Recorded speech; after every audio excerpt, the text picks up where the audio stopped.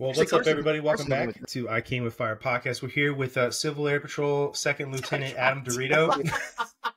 Thank him for his thank him for his service. He's not as high ranking as Jasmine Crockett. She's a lieutenant colonel in the Civil Air Patrol, but Adam was a commissioned officer in Civil Air Patrol. So at the rate I'm going, it's the closest I've gotten to a commission in the Air Force, so it's fun. This is true. It's all right. Still, he made it. He made it, guys. Almost made it. You boys ever been to Mexico? Oh my God. My life is a joke.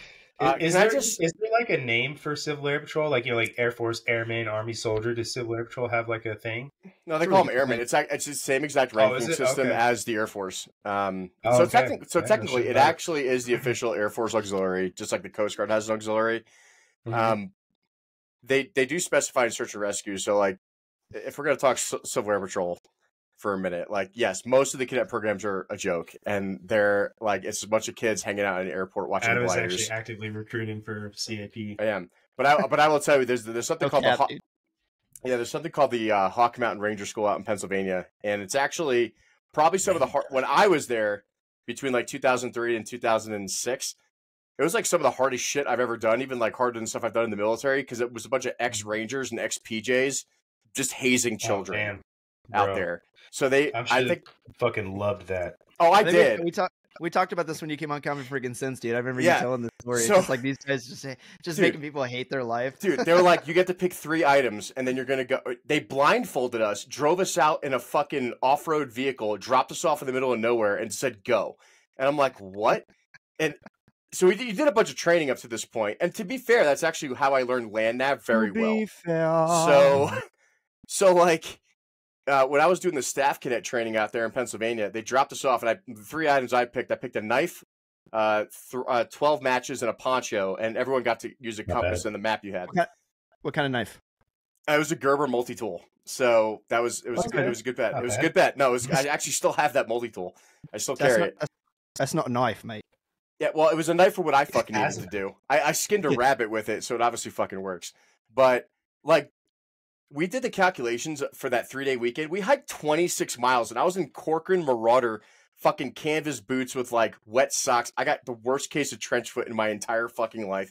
Like, it was absolutely fucking terrible. We got caught in the remnants of Hurricane Floyd at the time when the tropical storm dissipated and hit New Jersey. I know what year you're talking about. Dude, we were stuck out there in the middle of the fucking woods in a tropical storm in Corcoran Marauders, and like I was eating sassafras roots and fucking purifying my own water and killing rabbits to eat food.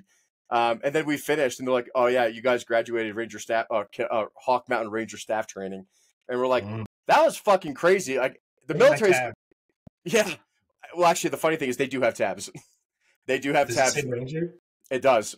It does. Oh my God, dude. Yeah, it says like Advanced Ranger, Expert Ranger, or whatever the hell it is. Put it on your reserve uniform. I might as well at this point. It doesn't even fucking matter. My entire military career is a joke, so we might as well start making stuff up as we go. So dude, actually, I had a fucking airman that wore Marauders at work in Montana in the middle of the winter one time because that was all they had. Yep. And showed up to fucking. I'm like, what the fuck is on your feet? It's -10. And this ice and snow everywhere. Like, this is all I have. I'm like, well, I hope you're ready to be a fucking double amputee because that's what's going to fucking happen. So they're great. They're only like parade drill boots, but I didn't know any better. That's all. I hiked like 26.3 miles in the woods in a tropical storm in those, and my feet fell apart. I never did that again. Now I'm a fucking foot princess. I will spend $300 on fucking boots to make sure my feet don't get fucked up anymore. I don't care. Nike boots are really nice, man. I had a pair of Nike boots for like 4 fucking years. I use Garmonts now. Garmonts are my fucking go-to now. Garmonts are good. Solomon's for me. I'm a Solomon dude. I have Solomons too. There's something about the way the boot is shaped that it's just like my feet.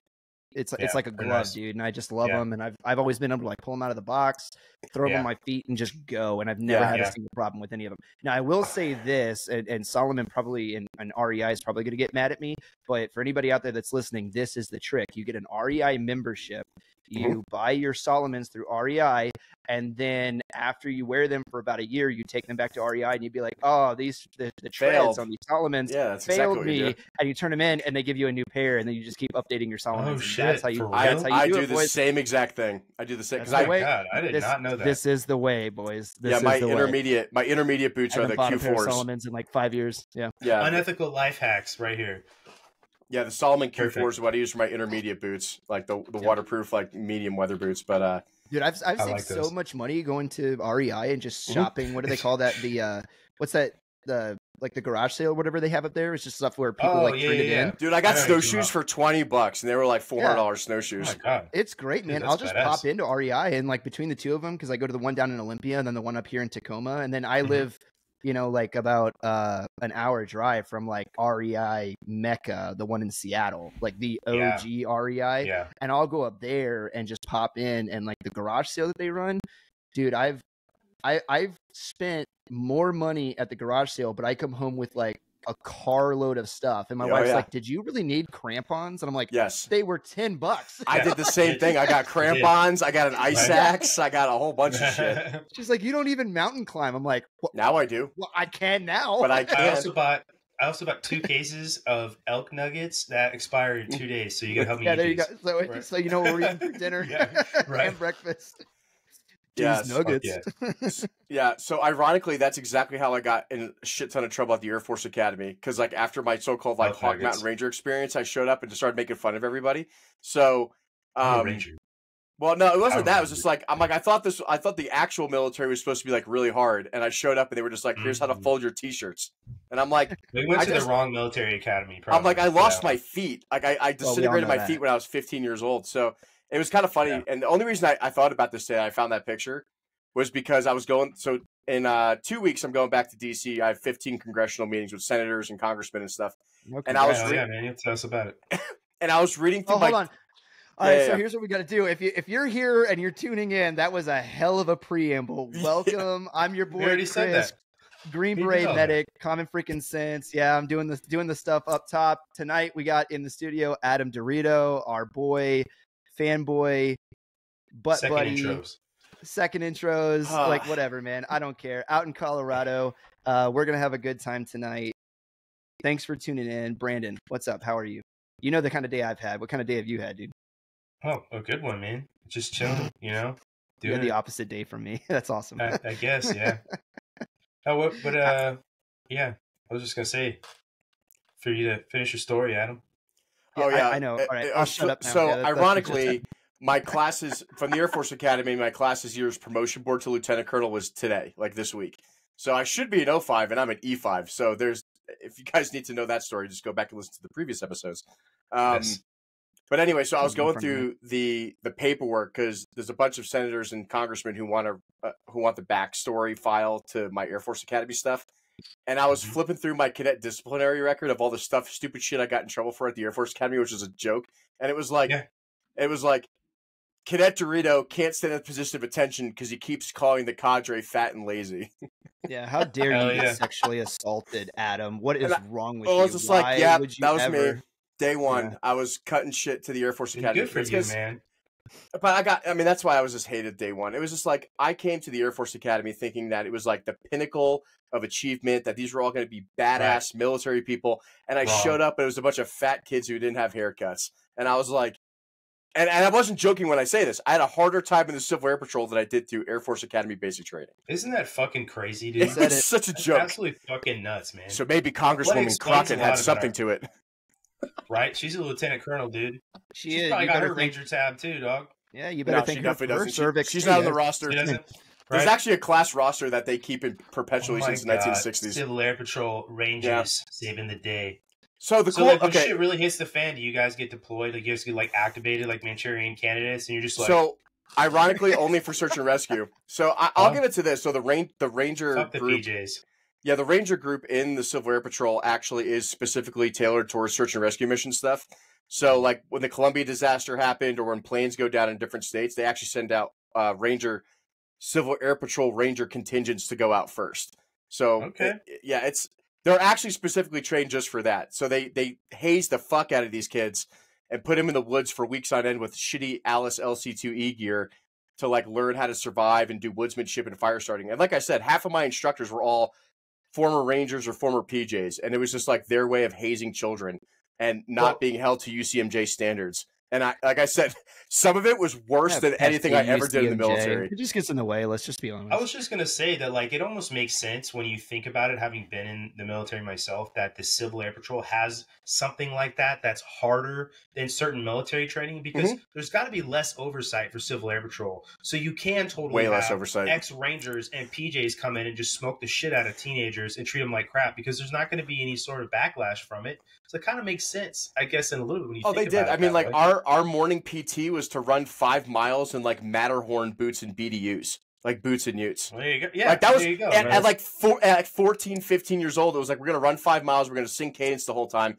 And then we're going to run an obstacle course. And then you're going to go through classes all day in the field about shelter building, litter carrying, helicopter operations. Like, we had helicopters fly in and we did helicopter ops and shit. So it was actually pretty cool. So basically just Pride Month perpetually. Yes, that all the sounds time. Like the Civil Air Patrol. All the time. Okay. Yeah. So it was kind of so the history, the back history to those guys is actually in the 1960s when the Civil Air Patrol was mostly just adults before they had like a youth contingent. Like, those guys were actually airborne. They would jump into aircraft crash sites, and they would, like the Rangers, the Hawk Mountain Rangers, they would jump in airborne on the civilian side, and they would go to like rescue like down civilian aircraft. So there's like a big history to that. And then I think after Vietnam in the early 80s, they switched to just like a youth training program, and that would participate with local sheriff's offices and stuff. You know the group that is just like completely badass and almost nobody knows about them because it's a uniquely like West Coast thing?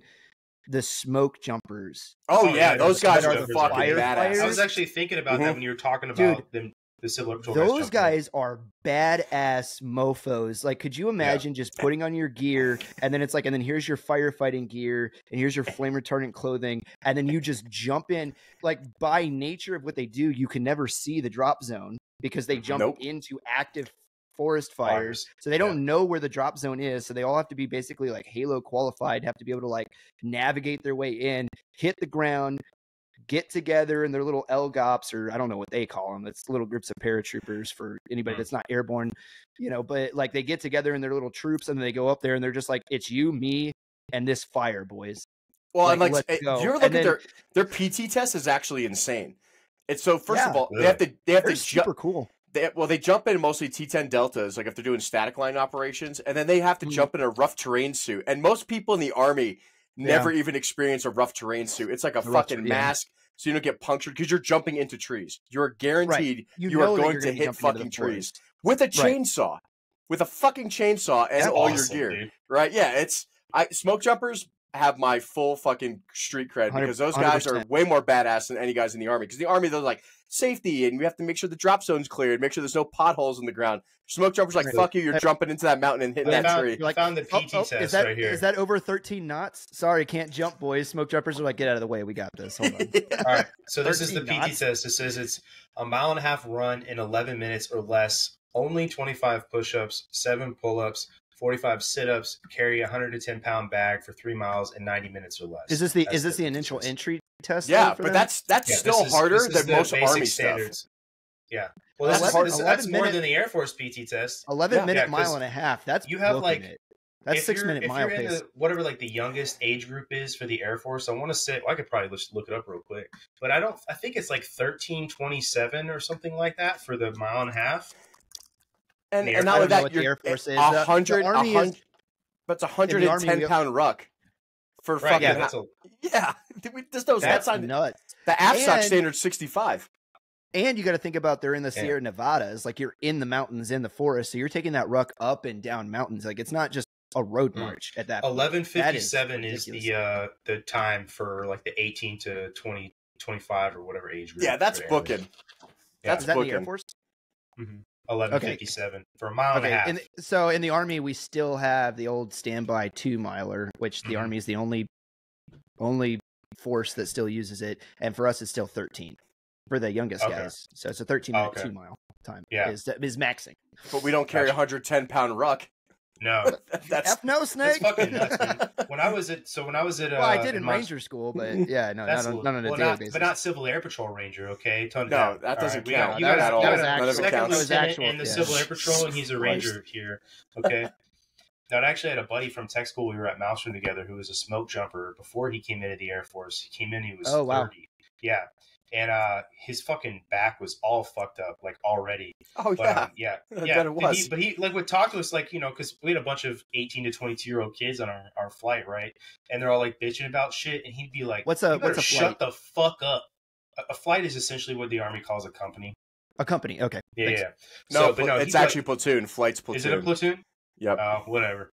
Okay, there you go. Well, I also got what is the supreme law of the land question wrong last week, so I'll give you that one, Brandon. You get. Yeah. I think that was a little worse, though. You know, giving us the Constitution. Well, I know what a flight is in the Air Force, but apparently, actually, wait. Actually, I think you may be right. I think flight.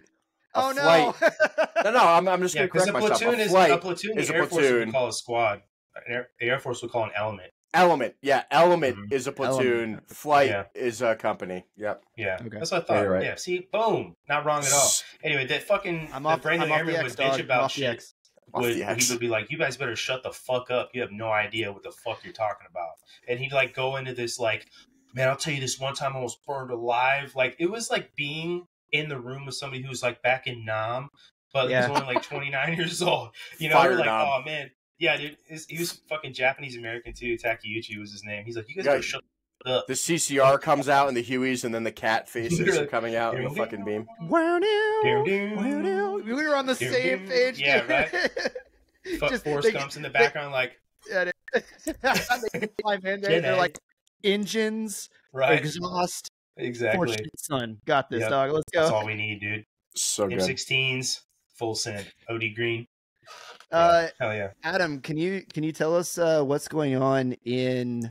So you said you're getting ready to go back to DC to go meet with some people, right? Can you give us an update on that and everything that's going on with so the big push right now is we're trying to get the DeRito Act pushed into the NDAA for 2025, and that's the National Defense Authorization Act. So we don't know if it's going to happen. It's a big ask right now in a massive presidential election cycle. Could you explain the DeRito Act one more time for anybody who's listening to this episode for the first time without the last one?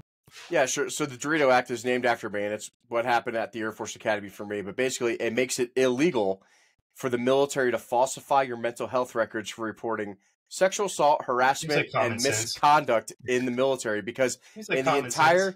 You would think that, but in the UCMJ, it is not illegal to retaliate by falsifying medical records against somebody who reports sexual assault, harassment, or misconduct. And I think the biggest example of that is how that admiral literally got arrested for bribery today. And good on NCIS for actually doing the right fucking thing for once. But this all curtails from the Fat Leonard case, which there was 6 major admirals in the Navy that got caught, cocaine, hookers, strippers, and blow. Basically, basically call normal weekend in 7th group. Pretty much. Sorry guys, I'm just joking, boys. I'm just joking. He's not joking. That's exactly what 7th group does. Don't lie. That's why they're all Latino guys working in South America. Pride Month. It's like all the Pablo Escobar memes are literally directed towards 7th group. Right. So, oh no, SA, I miss you up. So yeah, it's ironic that it's not illegal in the UCMJ to do any of those things. And that's what happened to me. I was retaliated against for reporting, and there's no standard for that. And I was just going through my court case information again today, which I haven't done in a few years. And it's just, I read that stuff and I'm like, how the fuck did I even get in trouble? Like, I've done some dumb shit in my life. And like the stuff that I was nailed at for the academy with was like, Cadet DeRito left his door open, 20 demerits. Cadet DeRito didn't buy the textbook for his math class, 20 demerits. Cadet DeRito sent an offensive email with memes, and these are not even like good memes like we have today. These are like old school memes, like Velociraptor memes. Right. And I got like Velociraptor, dude. I was there. I remember, dude. There was okay. Still a thing. I will, to be completely transparent, I will explain the exact meme that I made and sent out at a class-wide email. So this is like, please do. To 1,200 people. So what I really got in trouble for was crashing the cadet like Microsoft 365 account because I hit reply all, and it just shut down the internet for 10th Comm Squad. So there was this there was a smart ass Korean kid or Vietnamese like kid we had in our squadron, and he was like, one of them. Yeah, he was like the class of 2011 or 2012. He's like, fuck the class of 2010. And then I sent a reply email back of that famous life picture that was taken when we napalmed all those kids in Vietnam. Oh, like yeah. it's a famous picture. You could to kids. And it had a bunch of kids like running down the road and like a bunch of GIs just walking down the street casual while there's napalm exploding in the background. I said, hey, remember the last time that Asians messed with Americans? And so that's what I got nailed for like 50 demerits for. Dude. Holy shit. Right?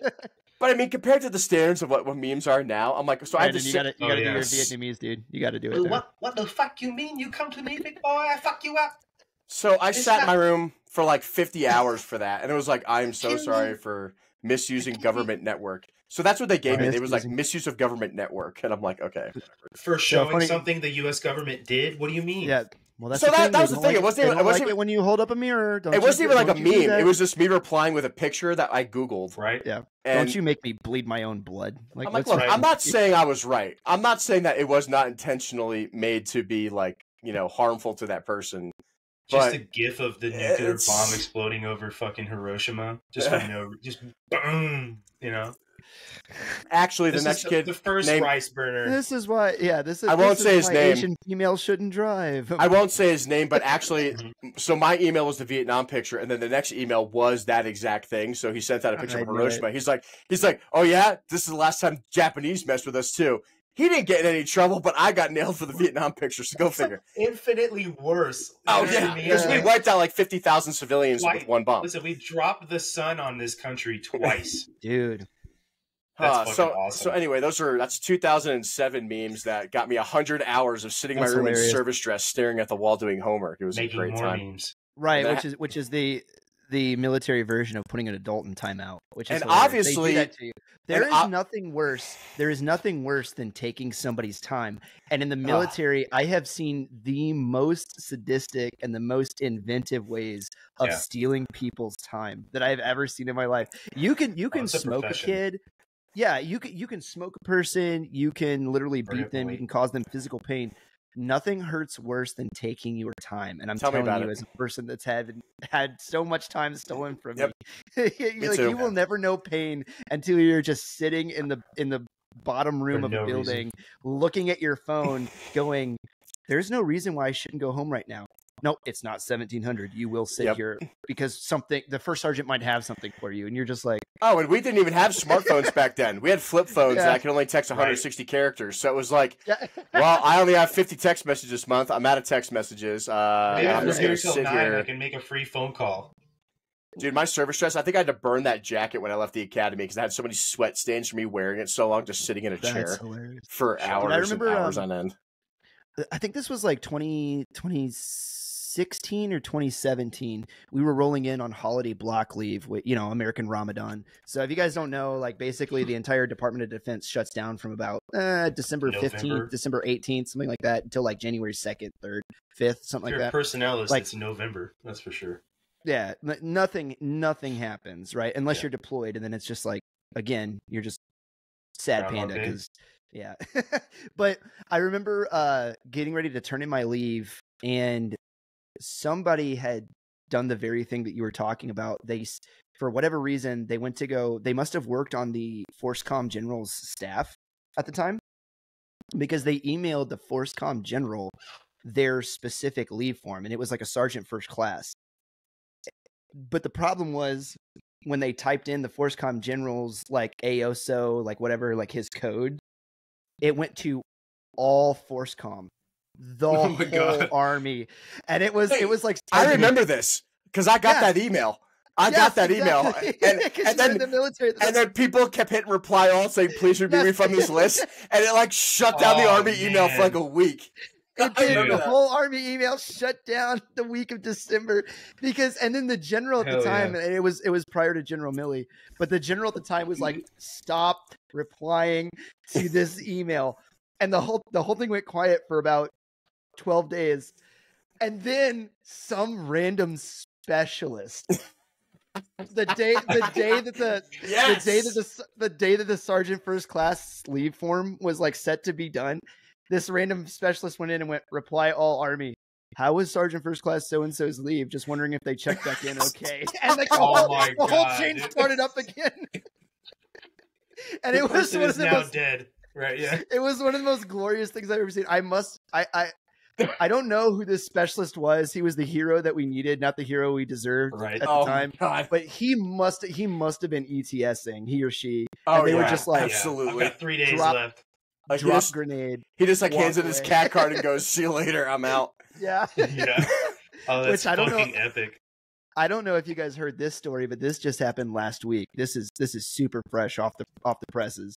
But the SWCS change of command just happened. Oh, that was the funniest thing I've ever seen in my life. I have never laughed so hard. I got like 37 Instagram messages about this. And like, DeRito, have you heard about this? It's like opening up a Sabre investigation. I'm like, the fact that the Sabre office had to apologize for anything.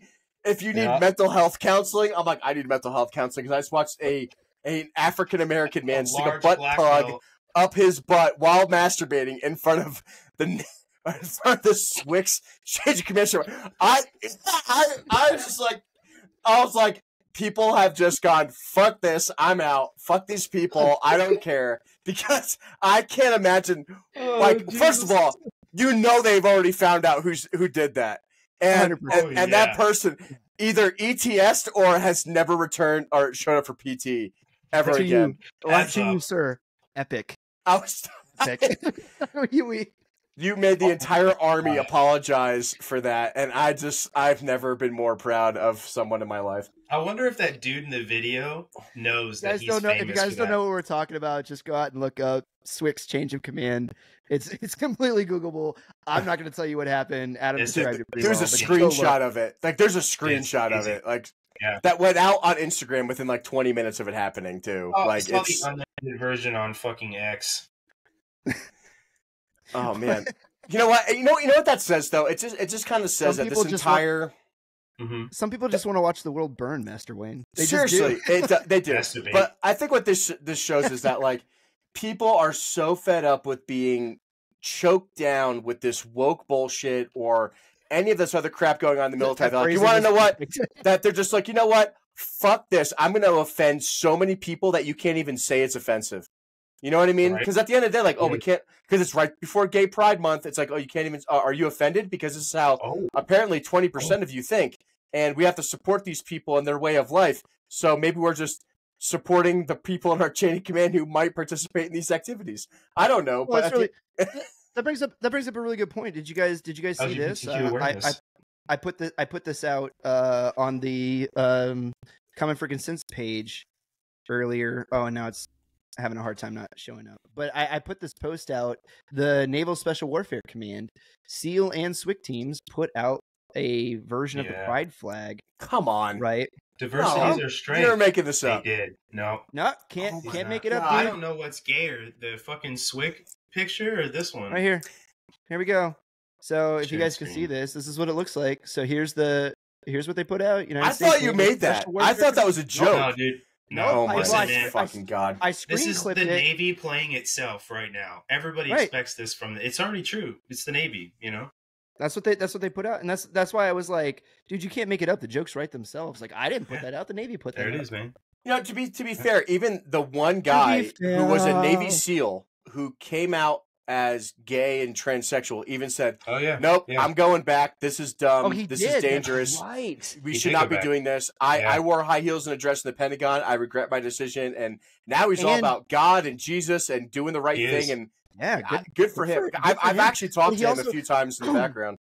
He also said in like his whole process of kind of like walking this stuff back, he also made a statement about how like he was basically pulled down the road further because he said once he started, saying like, hey, I'm having these mental issues and this stuff is happening, it was basically like the VA got a hold of him and they were like, oh, and they turned him into a poster child. And then he felt like because the command was so basically pushing him down that road that he couldn't get back from it because they were all like quasi forcing him into that situation. He definitely should have went to the SWCS change of command ceremony because that might have changed his perspective.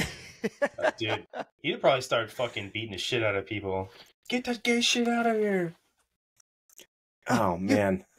You make me come about Washington D.C. Adam. And it's like, look, it's like, yeah. So I guess to go back to that, we got off way down a rabbit hole.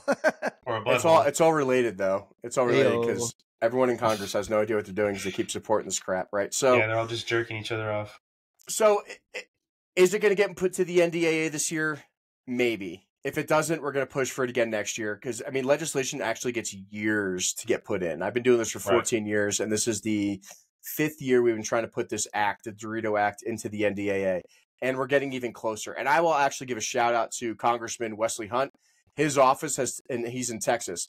He's an Apache helicopter pilot, and I talked to one of his representatives, who's also an Army Staff Sergeant. And the first thing I said, I was like, Staff Sergeant, I need close air support. And like immediately they were on board because he's an Apache guy, right? So they are taking an extreme interest in the case. They're the ones who wanted me to verify everything through them, that I've gone through all the administrative processes, obviously. And we're hoping it gets pushed to the NDAA this year. If it doesn't, we're definitely hoping for next year. But obviously with the election right now with Trump and everything else going around, it's super important that they focus on flipping at least the presidency and maintaining control in the Republican Party. But I guess we can kind of talk about what's going on in local politics on the national level when it comes to that, because I've gotten heavily involved with the Trump campaign and local candidates, for the past 6 months or so. And it is amazing trying to call Republicans on their bullshit. And I mean this in the most respectful way possible, but we have way too many milquetoast Republicans that are sitting in Congress and sitting in the Senate who, we believe in Republican values, but, abortion's okay in certain circumstances. Like Joe Biden, for example, he claims to be a Catholic, but he's pro-abortion. That's not possible. According to theological contentions, it's not possible, right? So what I've even discovered, and I won't say names out of respect because we're still waiting on primaries I think June 12th to June 25th is when the primary season is for Colorado. But there's a lot of Republicans who claim to be Republicans in Colorado who have fought me stating that, well, I don't want to kiss the ring of Donald Trump because there's so many other people in Colorado that I represent who have different values. I'm like, okay, so you're an independent. And that's fine. But if you're not going to stick by conservative values, and I'll give this to the Trump team exclusively. When I've been, like I said, I've been to Mar-A-Lago 3 times this year. And one thing that's always been discussed is we're not just Republicans anymore. We are an America First agendaed conservative group. They don't even call themselves Republicans anymore. And some people like to call it the Freedom Caucus. And that's where Matt Gaetz and Lauren Boebert, Marjorie Taylor Greene get roped into. But it's bigger than that, right? If you go on the America First agenda, if you actually look it up online, there's 10 principles. I can't name them off the top of my head, but it's something that every common sense conservative can actually agree to. Closed borders, reducing the size of government, a pro-life agenda. And that's what the conservative movement is actually about. But the problem is that so many milquetoast conservative Republicans have been put into office where they acquiesce way too much with the Democratic Party in order to stay in office, to maintain power, in order not to be attacked, that it's actually destroyed basic conservative values. And there's nothing wrong with the Democrats in terms of the way they believe, because you have to understand, even though I might be even though I might be a conservative Catholic, right, I still have to respect my fellow liberals and Democrats, even the people that I work with. So interestingly enough, this kind of brings up what I experienced the last couple of days. So I work in a union. I didn't have a choice. I had to be part of a union as working for a refinery, right? They're all unionized members. And it's U.S. Steelworkers, right? So they said, hey, there's actually this delegation coming up for the state for all unions, and we would actually like you to go to represent the refinery, because the steelworkers have been notorious for not sticking up for oil and gas and not sticking up for on these regulation stuff that a lot of these other unions vote against. So I show up, and I'm not going to lie. I was in a suit and tie, just trying to look good, just trying to be representative of the union. And they were pushing the pro-trans agenda. And the way they twist it is interesting, is they say, well, we're not just pro-trans. We want to respect everyone's way of life. But the way we're going to do that is to make sure that teachers aren't held responsible for the way students behave.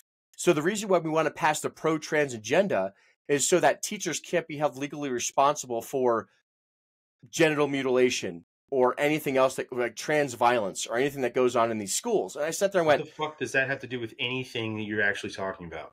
Exactly. So I sat there and went, so you're pushing a pro-trans agenda in order so the teachers' unions can't be held responsible for enforcing that agenda for children in K through 12 schools. And I said, wait, just say you're pro-trans and you're pro-child genital mutilation. The way the teachers look at it is we don't want to be held financially or fiscally responsible or be able to be sued if these kids gender mutilate themselves, take hormones. Is there an exodus of public teachers like leaving their jobs in Colorado? There isn't. There isn't. So okay. I would say that the teachers that I would just say normal, not even conservative, just normal-minded Americans are just like, I can't teach anymore. Right. For example, I won't say her name, but I work with someone who was a teacher in the state of Colorado. Okay. And she came to the refinery. She's a master in physics, right? Wow. She's a genius. She's actually one of the smartest women that I know working in the oil field.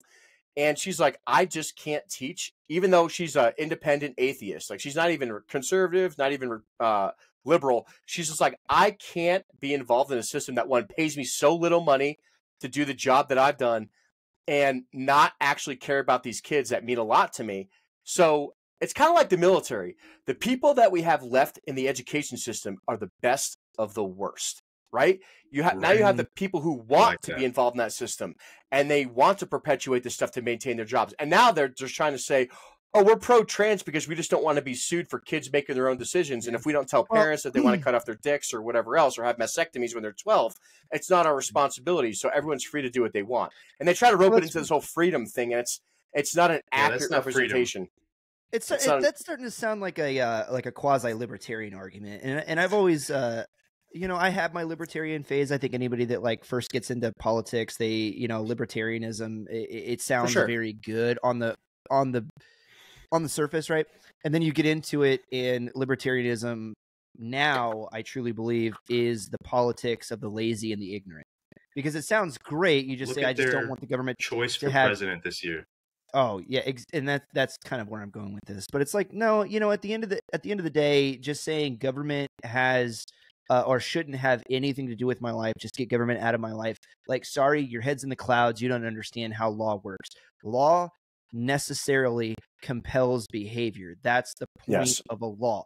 Law says that there is a moral framework that we are all going to live inside together. Stealing is wrong, right? Personal property, murder is wrong, right? It is. It's a social contract.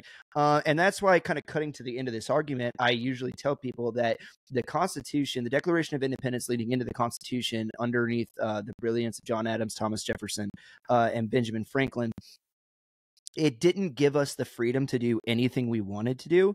It gave us the freedom to do the things that we ought to do, because our founding fathers came at freedom not from the standpoint, again, I'm going to reiterate, like you should be able to do anything you want. No, that's preposterous. That's retarded. Because anything you want, yeah, I got you.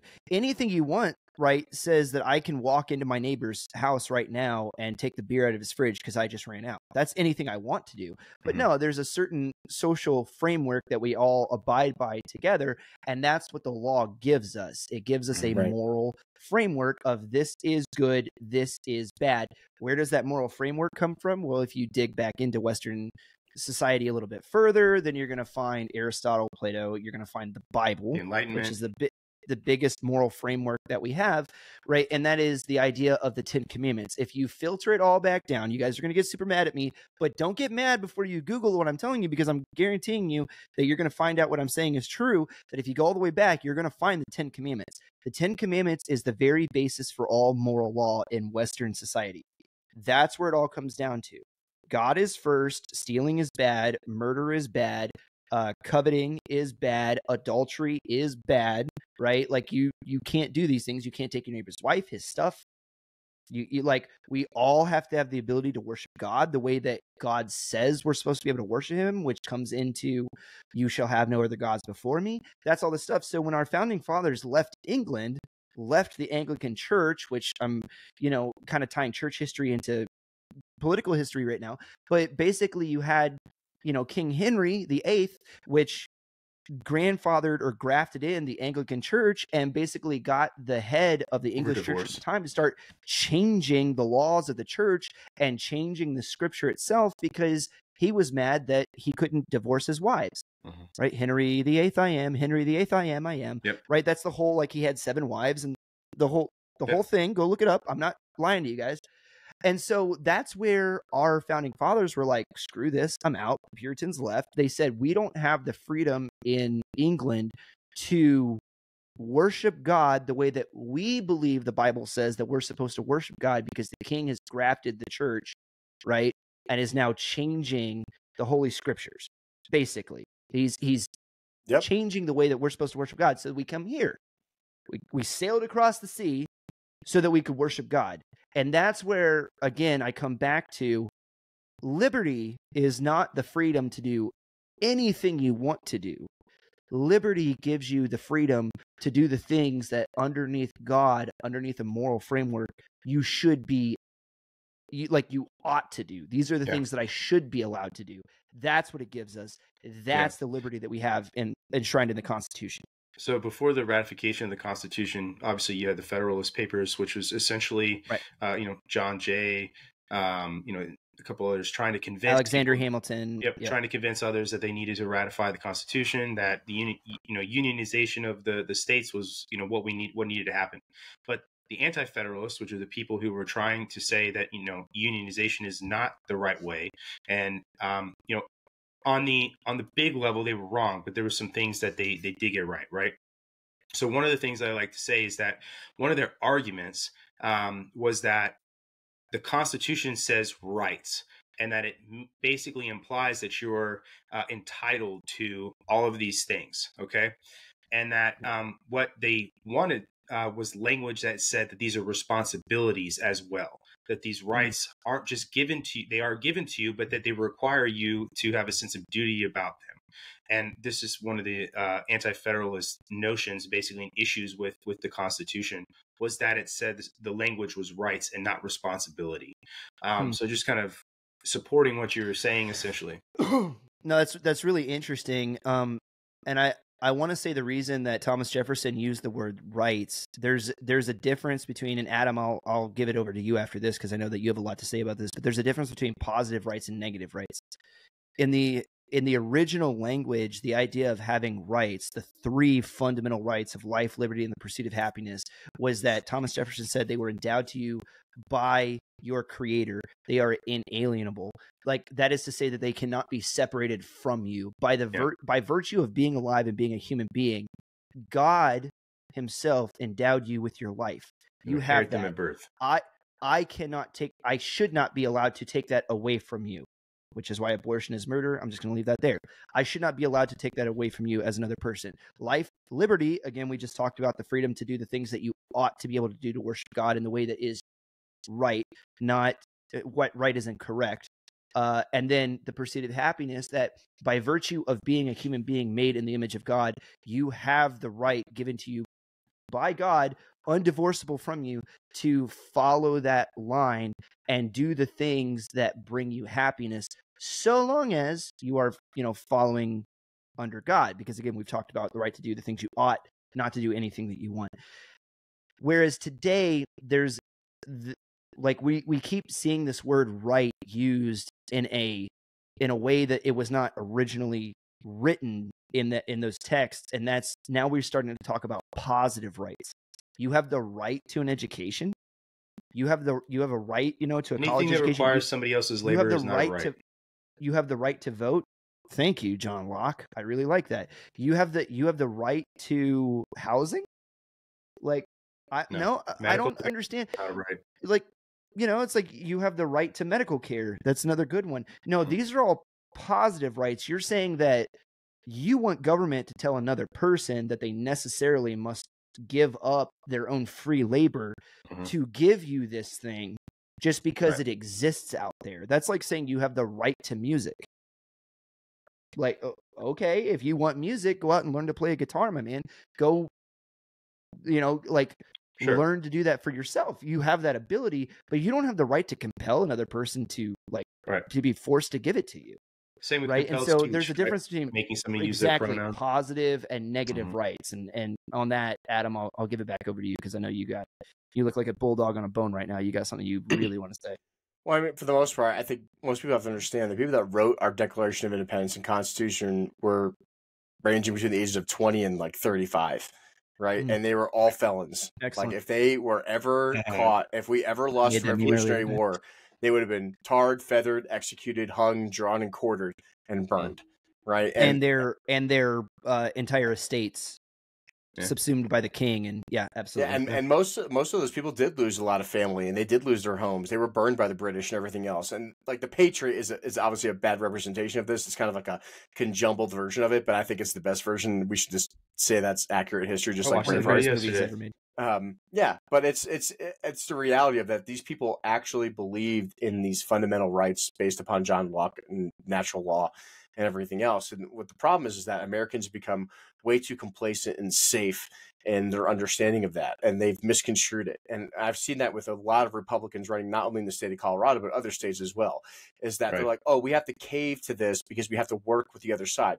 There's a difference between compromising with the other side and coming up with a resolution that benefits all.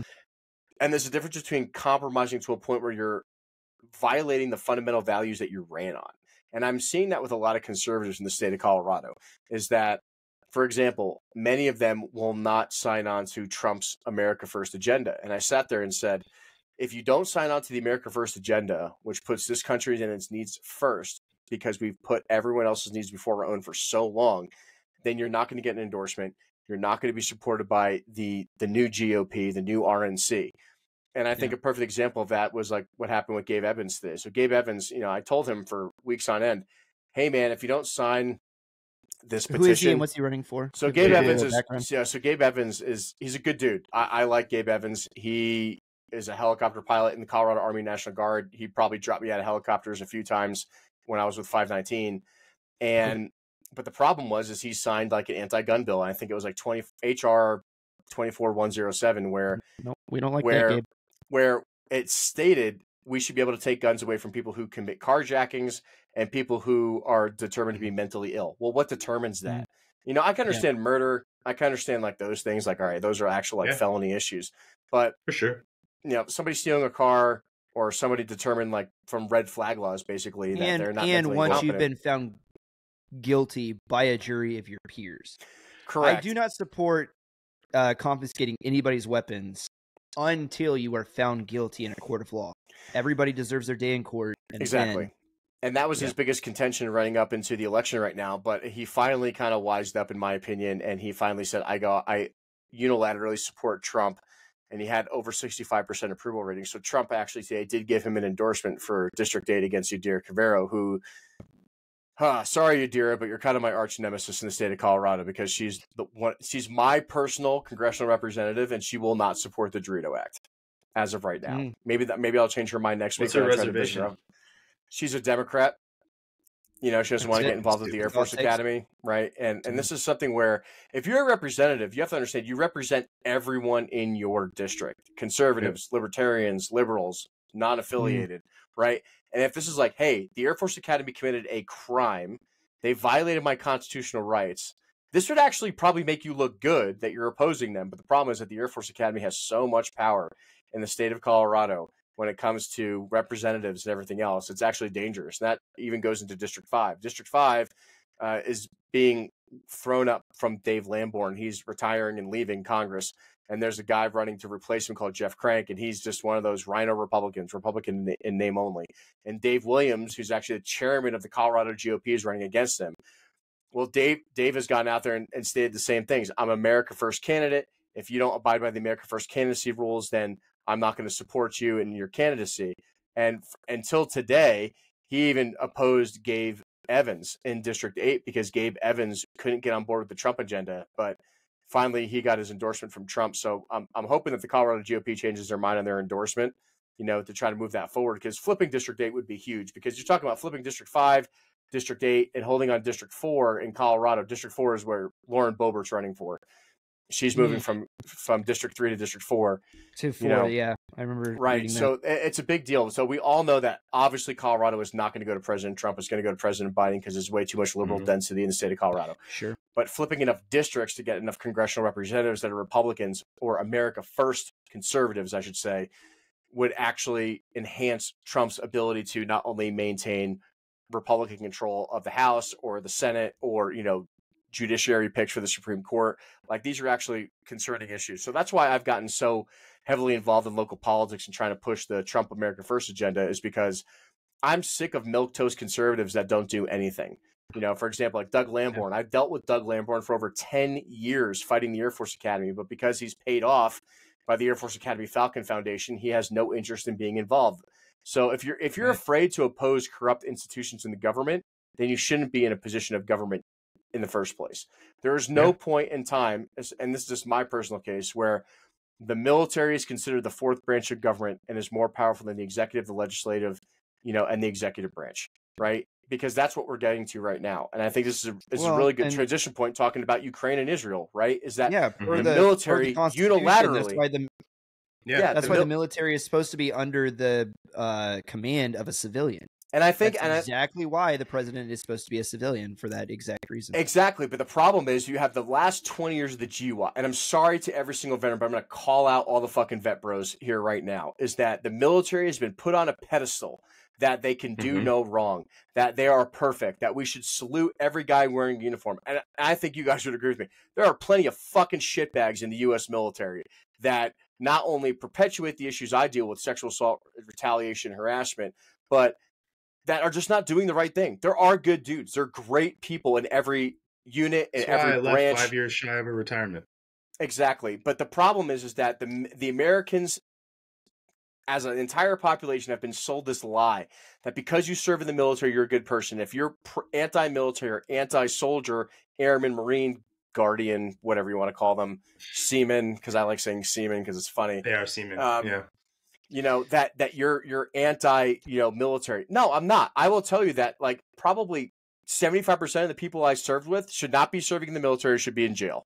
They're just not good people. There's 20% or maybe a little bit more that are good people, but in general, like, if you're anti-military, you go anything against it, then you're perpetuating like this anti-American view. But this is why we get involved in these perpetual fucking wars, right? Whether it's the GWAT, the withdrawal of Afghanistan, Iraq with WMDs, and now going into Ukraine and going into Israel, we are spending blood and treasure that's going to cost American lives and billions of dollars. And for what?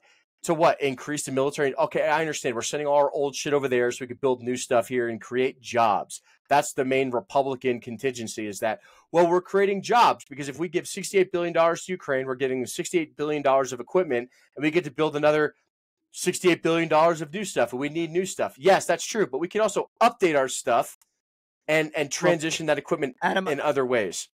Yeah, we don't Adam, have I would to say start a war over it.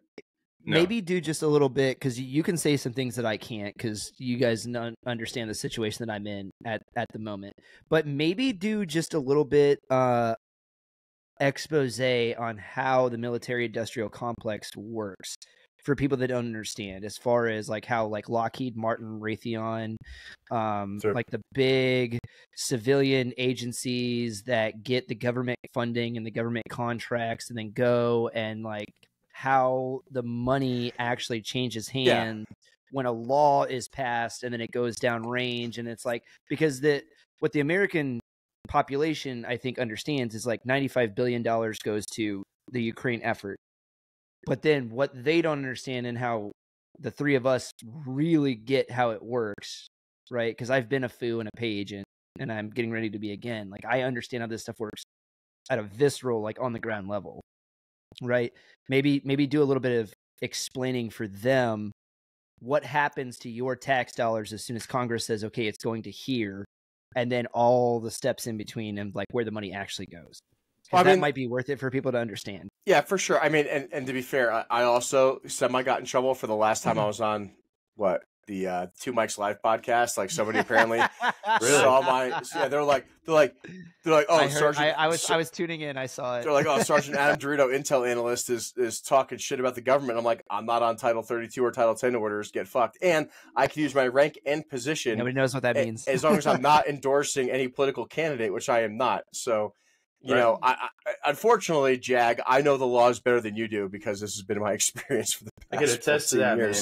Being a fucking military policeman, Jag doesn't know what the fuck they're talking about 9 times out of 10, man. They tried to come after me, and I'm just like, no offense, but Tulsi Gabbard was our most recent battalion commander, and she good fucking luck.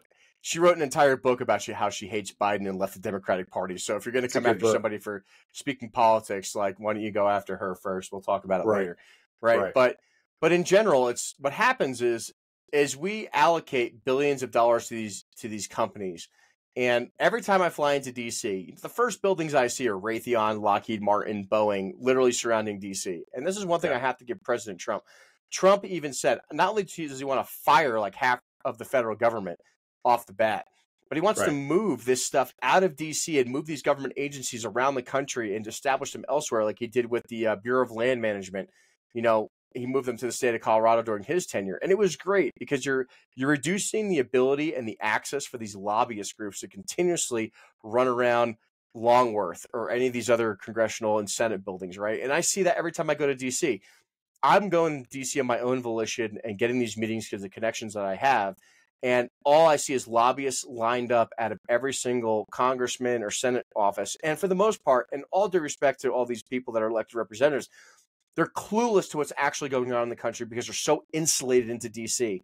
So when a lobbyist comes into their office and tells them, you need to support this bill and give me $10 billion for this contract for this because it's going to support all the C-130s out of Kirkland or some other BS fucking thing. They're like, oh, yeah, I guess I should. Because they don't have any external context. Like, congressmen, congresswomen, and senators are very, very busy.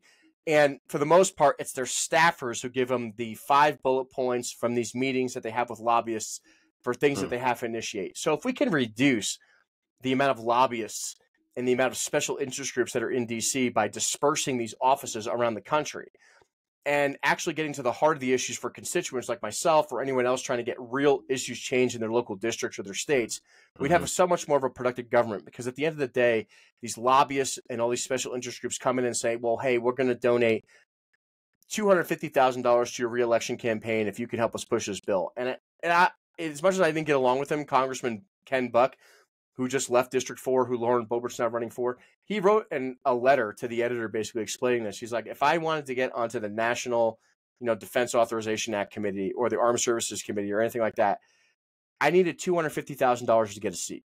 So I have to fundraise that amount of money to get on this committee versus being elected to be a chairman on this committee based upon my experience, right? And that's the influence we need to remove from D.C. But the problem is when you perpetuate these wars constantly that are worth billions and trillions of dollars worth of contracts, is that congressmen, congresswomen, and senators are not incentivized to do the right thing because they need to get reelected. They want to get reelected because they're there to be elected officials. And the way I try to change the tune for a lot of these people running for office is stop saying you're a politician. You suck. You're not a politician. All right? Right. You're supposed to be a civil servant, right? Who is being hired to do a job. And if you go in there and you get fired in 2 years, but at least you did the right thing, at least you'll be able to sleep at night. The problem, and because we don't have term limits, right? And because we don't have term limits, this is a problem, right? You get engorged with the money, the $180,000 year salary plus benefits, plus insider trading, and all the other crap that goes along with being an elected member. But one thing I try to institute to these people running for office is be hired. Do not be roped into the system. You say you want to change. You say you want to be conservative. You want to reduce government size. You want to do all these things. And you're saying that just to get votes. But are you actually going to do it? And that's what I challenge them with. Because I'm like, you say that now, but when you get to Congress and you see a bunch of 6-figure checks being written towards you, if you do what they want them to do, right? How is that influencing your decision-making process? And you're perpetuating the problem, right? Totally. And this is the problem I have with milquetoast conservatives. They come in there and we don't want another Lauren Boebert. I don't need I'm not going to say his name, but there was a conservative in Colorado who came out recently on a forum and said, I don't want to be a show horse like Lauren Boebert. I want to be a workhorse. Do you? Do you actually want to be that workhorse? Because being a workhorse means having the courage to be disliked. Yeah. You're going to be hated for doing the right things. And if you're not like Lauren Boebert and you're not making waves and you're not upsetting the status quo and you're not voting against these initiatives, like she voted against Ukraine. She supported Israel, but only to an extent. If you're not going to vote against initiatives that are going to upset the status quo in D.C., then you're just a show pony, just like every other representative and elected official in these positions. there needs to be some sort of accountability mechanism and recall mechanism for these guys. They get in there, like you said, they get hit with all this special interest money, these people asking them, to lobby for them and pay them money to do this. If you're not fucking voting for the district or voting with that aligns with the people that you represent, there needs to be some sort of mechanism to remove you from office that is more than just voting, in my opinion. Like, and shoot this idea down or whatever, as I say it, right? Because these guys get in there and they can stick around forever. Like you said, they become these career politicians. They make all this fucking money and they don't do anything for the people that they represent. I don't know what that mechanism would be. I'm all for guillotines and tar and feathering and all that other stuff, right? But in all seriousness, I mean, term limits is a good start. Term limits is a good start. For sure. That's where I was going to go. A lot can get done to ruin something in a couple different years, right? In just a couple years. So that's what I'm saying. Like there's got to be some sort of mechanism for people to be able to recall somebody before they're able to do the damage that they can do in 3 years and 6 years and 8 years, whatever, before it's too late. I think personally, but. Well, I think a really good place to start, and thanks guys for letting me go to say goodnight to the kids to put them to bed. But I think a really good place to start would be I think that all government officials should have to completely divest of all of their individual like civilian funds when they go to into the government. Your financial record should be public record. 100%. Right. And so it's like that would be another good thing that I think when those people go there and we vote them in, it's like, boom, every single thing that you do, every transaction you make is now publicly accountable to the civilian population. And Adam, you made a really good point earlier before I left, and that was that these people are supposed to represent everybody in their district when they go. And I don't think that that's the way that most public officials see themselves anymore. I think that they're party first and they go into government and then they go, well, I was a Democrat elected by Democrats. So I represent the Democrats of my district. I no longer am accountable to the Republicans, the Libertarians, the Independents, and like so on and so forth. Like, screw those guys. Right. And I think that Republicans do it too. And that is another complete wrong way to look at it. Once you are an elected official, every single constituent in your district, whether they voted for you or not, you represent them at whatever level of government that you go into. And I don't know the fix for that, right? So I try not to bring problems without solutions, but I don't know what the actual solution for that is. That comes back to people having a sense of integrity again. To be that's what I'm saying. There needs to be a mechanism to be able to recall people like that before they're able to just continue and embed themselves like a fucking tick. Yeah, that's a really good point. Well, I think this is a good conversation to bring up about how dumb people are in Congress and in the Senate, right? Is that I have met many of these candidates, all the way down from mayor, county commissioner, all the way up to federal congressional seats and Senate seats. Mm-hmm. And one thing I will tell you is that they are just trying to appease enough people to get elected. They don't actually care about the issues. Some of them do. Some of them do. Some of them don't. And like I think, Chris, before you stepped off, one thing I said is don't be elected and don't be a politician. Be hired and be representative of the community that you're representing. And like I said, that's hard for Colorado because there are a lot of people who like, oh, I'm more conservative, but I believe that like there should be limits on abortion. Okay, well, that's fine. Being independent, represent those values, right? There's some things you can't break on. Like if you're going to run as a Republican, you're going to have to be pro-life. Period. End of story. Like there's no way around that, right? But this is like my call to arms for all the good people out there. The problem is most of us have jobs and families and shit to take care of. We don't really consider politics as like anything other than a third thought in our lives. And we leave the best of the worst to get elected as people who are supposed to be our civil servants. And this is something I want to... useless people. Exactly. And you know what? All of you, especially you GWAT vets who feel useless, most of you, not all of you, but most of you are pretty good people, right? You can make decisions. If you could stand in line at MEPS or all this other bullshit for hours on end, then you could be in Congress. All right. Yeah. If you could deal with the monotonous bullshit of the military, then you could 100% put up with the bullshit in Congress. Definitely not all of you. Definitely not all of you. Some of you are scumbags and should be in jail. And I will say that out loud, and especially the general officers that I've dealt with, right? Go to jail, do not pass go, do not collect $200, right? Do not get a job at Raytheon. Yeah, and don't be part of the problem. Like then they go work for these defense contractors, and they just like they become like insidious to the issue. But if you feel like you're not serving your country and you feel lost and you don't want to be a firefighter, you don't want to be a cop, I'm telling you right now, go run for office. And this is something that I'm encouraging even myself to do at this point. I've gotten to the point where it's like, we've talked about this behind closed doors. As a second lieutenant in the Civil Air Patrol, I've been in civil service since I was 12. Civil Air Patrol Ranger. No, but like I served as a firefighter. I was an EMT. I did actual legitimate search and rescue. Thank you for your service, Adam. Fuck you. And I did search and rescue. I've been helping people most of my adult life. I joined the military when I was 18. I've pretty much been in ever since, minus my 5-year break in service between 2010 and 2015. Right? But I care about this country. And the guys that I served with have varying issues in politics. And I don't give a shit because at the end of the day, we all wear the same uniform. Mm-hmm. But I still feel like there's a gap missing where if you had semi-intelligent people that want to run for Congress, go do it. Go maybe not run for Senate right off the bat because that takes a little bit of experience. Go run for city council. Go run for Board of Education. Thank you.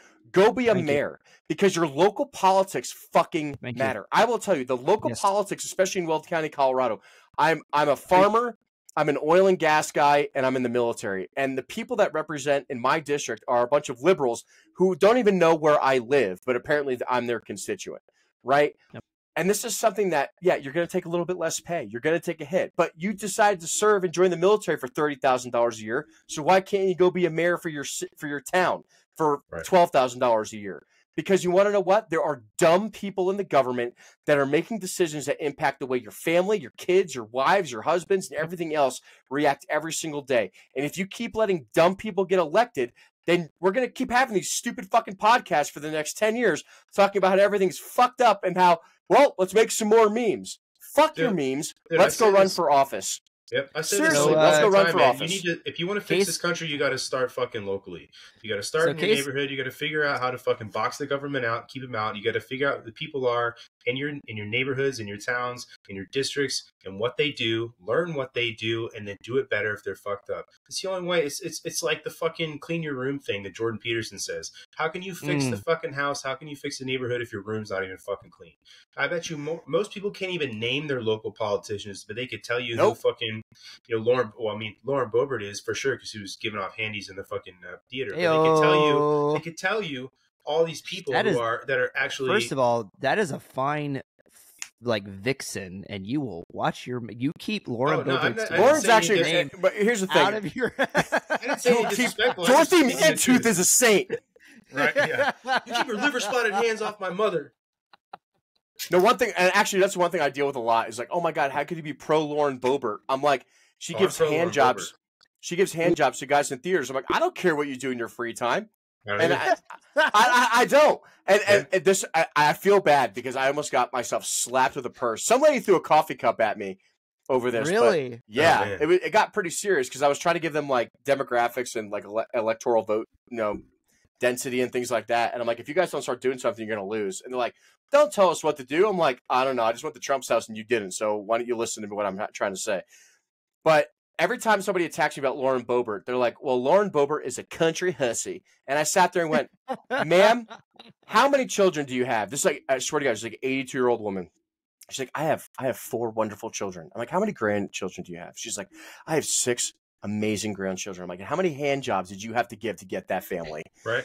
Listen, ejaculations don't turn into babies. Hand job ejaculations don't turn into babies. Yeah. And she's like, how dare you? I sat there and went, point and blank, I don't give a fuck what you do in your free time. But look at Lauren Boebert's goddamn voting record. It is straight down the line, conservative values, and she has never wavered from those values. And she does make an issue, and she does make the news all the time because she's one of the actual conservatives who's sticking up for conservative values, and that's who we need to support in the next election. So if you're she's a pro in my book. Yeah, if you're sitting there saying like, well, I'm willing to acquiesce, I'm willing to bend, and I'm willing to work with these people, and then I got books in freaking children's libraries teaching people how to give a blowjob at 8 years old. That's a problem. That's a problem, and we've allowed it. And I blame every single American listening to this for that, because you want to know why? Yeah, I know you're busy at work. Yeah, I know you're tired, and you didn't want to go to that PTA meeting. But because you didn't go to that PTA meeting, the people who don't have a job, who don't give a shit, are going to those meetings and voting for this stuff. And you're not. Or your kids and you need to be involved in your local government at a minimum. You need to be involved. You need to start running for these positions. You need to start making news and buy a suit, get it tailored, don't look like a bag of ass, and get up there and start caring about your local community. And if it means that much to you, then run for Congress. And this is like what I wanted to talk to you guys about. You veterans, all you do is bitch online about how everything sucks and how we shouldn't be in Israel, how we shouldn't be in Ukraine. Well, you want to know what? The only people running for office are the best of the worst. If you're better, then fucking run. Fucking run. And this is like what I want to get to with you guys is, how can we do that? If you asked me last year at this time how the hell I'd be at Mar-A-Lago once, never mind 3 times in a year, it's just asking the question. Just asking the people who are involved. Follow them on Instagram. Stalk all you intel guys. You do this shit for freaking ISIS and all his goddamn friends in Syria all the time. You could do it for your own local elections as well. The only reason I got into those circles is because I started asking questions. I started DMing people on Instagram. I sent 100 messages. I got 2 back. Next thing you know, I'm getting invited to events. I'm showing up in a tuxedo. I had to go spend like $1,200 on a tuxedo. I show up in a tuxedo. I show up with a bunch of business cards saying, oh, I'm Adam DeRito, and I run the Leatherwood Development Group, which is the LLC for my farm, and I also do consulting. What do you consult on? Whatever you want. Oh, my God, you must be a serious person. Next thing you know, I get invited to the next event, and now I'm doing political consulting. Now I'm telling politicians how they should be voting, telling politicians what they should be caring about. I'm getting invited to union meetings now saying that, hey, these are all heavily Democrat-centric areas. And I'm saying we need to be pro-oil and gas, pro-energy, pro-everything. And I got shot down on everything I said. But then I had 10 people approach me after that meeting saying, hey, we want you to come work on legislation because we didn't know that the refinery affects this many union jobs. And these are liberals. Yeah, your electricians, your boilermakers, your pipe fitters, your welders, everyone who is so-called liberal, who is in these unions, has a job at the refinery. Who historically supported unions, right? Like Jesus. Yep. Crazy. So people say, "Oh my God, I can't believe unions." Actually, yeah, I can't believe you're like a Republican. And people say, "Oh my God, I can't believe you're a Republican going to union meetings." Like, one, I am in a union, right? But I tell people, yeah, I'm not going to vote for your trans LGBTQ stuff. I don't agree with that as a Catholic. But I will tell you, if you shut my refinery down, it's 100,000 union liberal jobs that you don't have anymore. And they're like, "Oh, we didn't know that." Hey, why don't you come to the next legislative session? Why do you meet with Governor Polis? Why do you meet with these representatives? And I'm like, and that's how you start the conversation. But another barrier to entry to this is the money part. All of these events, whether it's union meetings, whether it's going to representative meetings, whether it's going to Donald Trump's house, it costs money because everything is a fundraiser. Everything is a fundraiser for these candidates. Are you prepared to talk about some of the stuff that we put on the back burner a few weeks ago that we talked about? That's what we're going to talk about. Our plans, like, moving forward, because this is a thing that you and I, like, we haven't come to the like actual synthesis of like how we're going to make this possible, but this is a conversation that you and I were having a few weekends ago, and we have plans on, if you are a bro vet, right, and you're one of the good ones, Adam and I have plans on how to get people that should be in government into the government to basically, it's the get out of the military, and then you were fighting over there, and then if you're like me, or if you're like Adam, or if you're like Brandon, and you realize that the enemy is not over there anymore, now the enemy is here, and we're fighting communism in our own house, like it's inside the house. How do I rotate from the foreign enemy to the domestic enemy? And we have plans. We are actually putting the bricks into place of a trajectory of military to government. How can you guys be a part of this fight? Exactly. We do have plans to do this, Adam, and you and I have been talking about this, and it's an amazing plan. Well, as much as we want to talk about the Civil Air Patrol, that's actually the intention of this podcast. Right. Right. So first go join the Civil Air Patrol. Join the Civil Air Patrol. Make sure you're a Hawk Mountain Ranger, and then go deploy overseas. Realize how fucked up. Yeah. Realize how fucked up your government is by deploying. So look, all the guys who've been deployed overseas, you have seen the effects in real time of ineffectual government. You have seen innocent people die for no reason. You have seen wars that don't need to be fought. You may have helped people, but at the end of the day, we're hurting a lot of people because of ineffectual governmental policies from people who are so disconnected from reality. So why don't the people who are connected with reality and know what's going on start making the decisions? And that's up to you. So as much as I love watching your TikToks about wood chopping and how much your broken ex and your girlfriend cheated on you and your F-150 and your country music on TikToks and Instagram and everything else and making all these super funny memes, you know how we're going to change everything? You are going to change it. Back into the fight, Chad. Like you've been asleep for too long. You have to be the servant leader that you rose your hand and swore to defend the Constitution against all enemies, foreign and domestic. Well, you fought the foreign enemy, right? Now let's fight the domestic enemy. And the way to do that is getting access. So let's talk about the game plan. So this is the PSYOPs.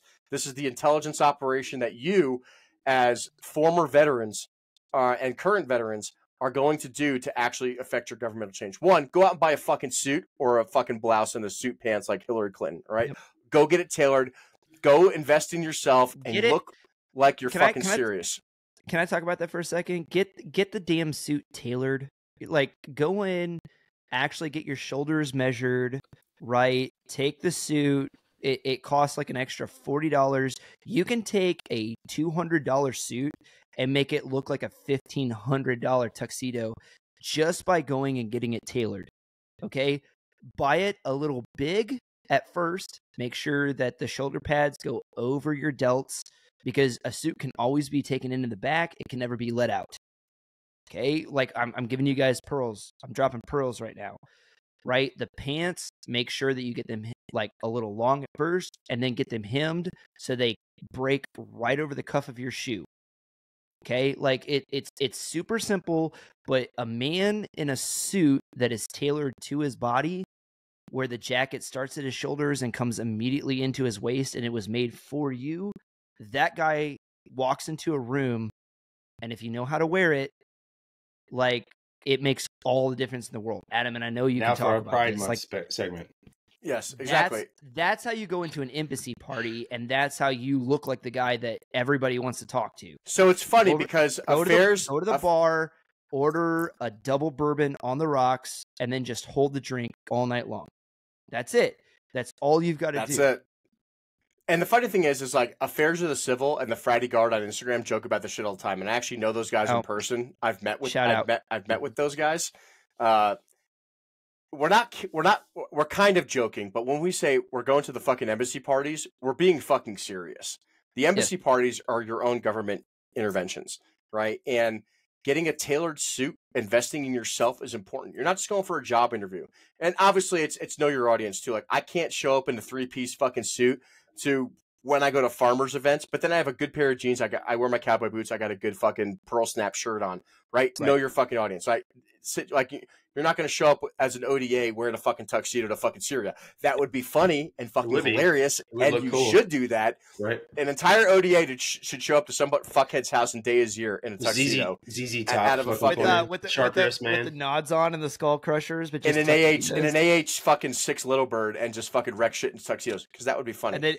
And then we just go in and like we don't even do anything. We just like beat him off in his bed and then just leave him there. And he's like, oh, you made me come. What? Bin Laden was killed by 5 dudes in tuxedos. That'd be so cool. It would be. But it's know your audience, right? So one, go get a suit. Did you just say whoopee? Yeah, go get and also the classic, especially for governmental politics, get a dark blue suit, white shirt, red or blue tie, and then everything else is a dark charcoal gray suit, white shirt, red gray, or blue, black, blue. Or even Those are like a yellow tie, like, you know what I mean, like a neutral tie if you want that. But don't get any fancy colored shirts. How about Obama's beige? Like, how about Obama's beige suit? Would that be okay? The Kavafi suit. Okay. No, don't do that shit. I don't even own a beige suit, and I have like 9 suits.